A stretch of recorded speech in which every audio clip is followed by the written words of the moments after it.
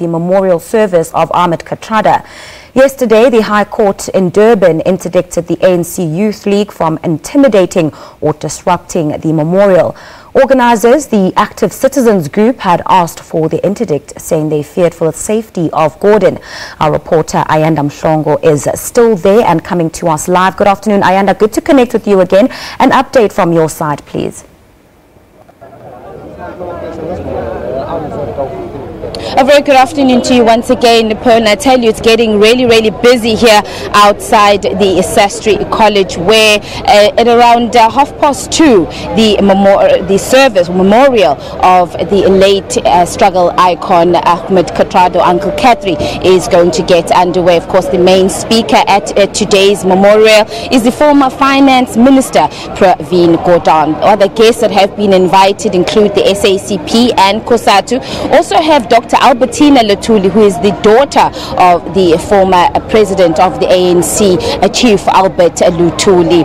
But of course, I think today the story is around the ANC Youth League. You know that yesterday there was a court interdict which was ordering the ANC Youth League to ensure that its members behave. That interdict was sought by the active citizens movement, who are the organisers of today's event, and I can tell you that from about 2 hours or so ago, members of the ANC Youth League started arriving here. They've come in their numbers, and joining me now is the leadership of the ANC Youth League at a regional, eThekwini region, and that is interdicted.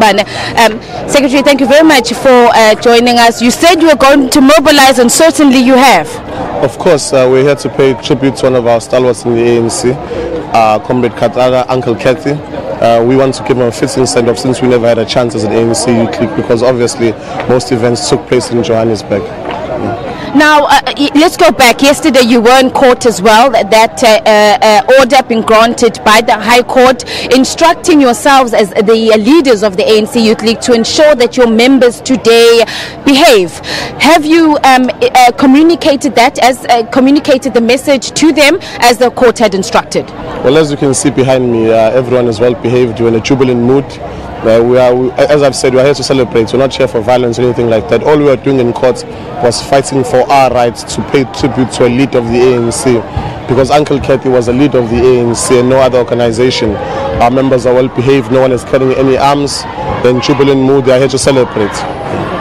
One of the things that was said, that the ANC Youth League has said, is that if anyone today speaks against President Jacob Zuma, that you were going to disrupt. In the event that something does happen and somebody does speak, and you find that to be in a negative tone or against the president, what then?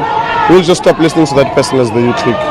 We are very clear. We mustn't be provoked. Obviously, we've said we'll behave, but equally, we mustn't be provoked by anyone. And if we are provoked, that person won't give space for them to talk. We won't hit them, won't touch them, but we just won't give them space to talk. We're saying we'll defend the ANC. That's the role of the Youth League. Always defend the ANC, just like Kathrada did when he was still alive. We'll defend the ANC. We'll defend its leaders. Our provincial chair of the ANC, Comrade Sihle Zigala, will be here to address us as well today. I think we'll take the line of march from the address given by the leadership of the ANC. I'm just hearing some of the songs, and earlier on we were speaking to one of the organisers of today's event, and some of the songs that your members were singing, they feeling that they may be a bit insightful. What is your take on that? Have you at least told them that the songs as well that needed to be sung today must be those that unite, and go with, of course, with the necessary decorum of today's memorial service? Well, since the start of the year, unity has been at the fore of everything the ANC leadership. We've called this the year for unity and action in the ANC. I think maybe when people speak about being provoked, if you look carefully at some of the t-shirts that are being worn by the SCM here, saying keep hands of treasury, pants and in direction at us, we've been provoked since we've got here by them. They walk left but they talk right. You can look at the nature of the people. It's mostly females, mostly young people in particular, not people associated with violence. But I've said to them in the security meeting that if they continue with the issue of these t-shirts, we will have a problem, because we do feel as if we are being incited. But wouldn't what important your leaders amongst yourself as well, speaking about unity and the importance now that it's time that the ANC comes together and to forge unity? Definitely. We will speak to the membership that's here before the event begins. Obviously, they are coming in drifts and drabs, but once everyone is gathered here and we're inside the hall, before the event starts, we'll speak to our members just to ensure that the decorum is kept.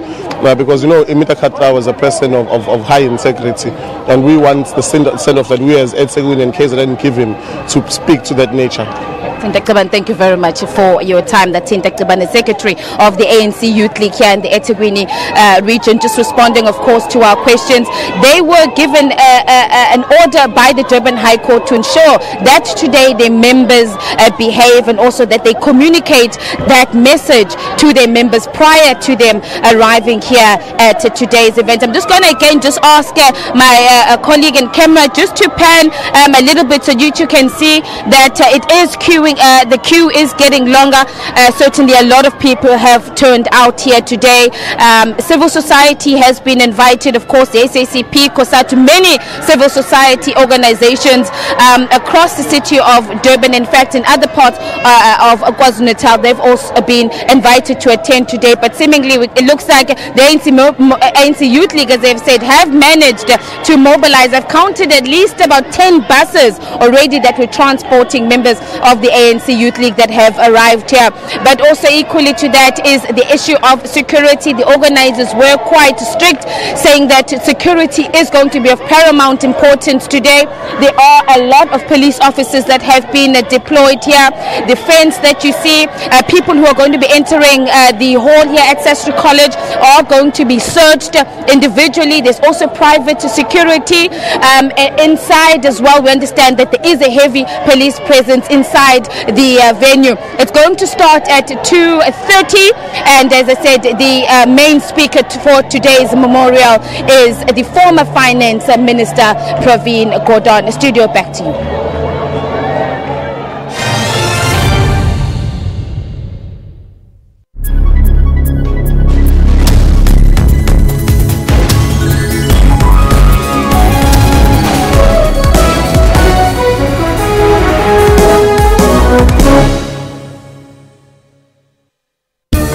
Water-wise, water is an essential need.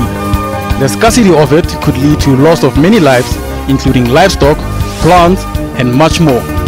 It requires us to use it sparingly and responsibly in times of need, failing which our taps and sanitation will not function. For more on water and weather issues, stay tuned to News Today, every Friday at 4:45 Central African Time. SABC News, making you water-wise.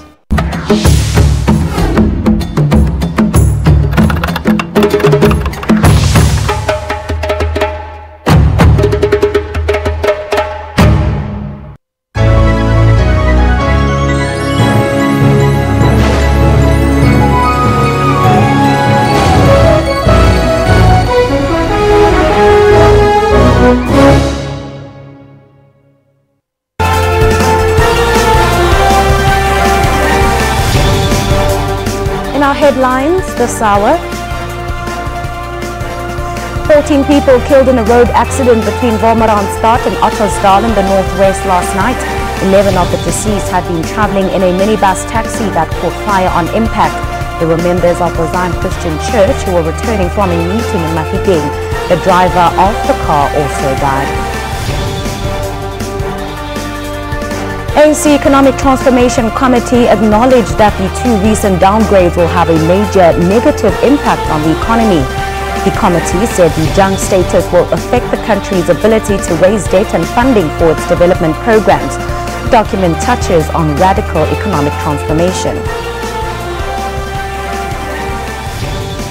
On the continent, the Gambia's longtime opposition United Democratic Party emerged from decades in opposition in the country's parliament to take its first absolute majority.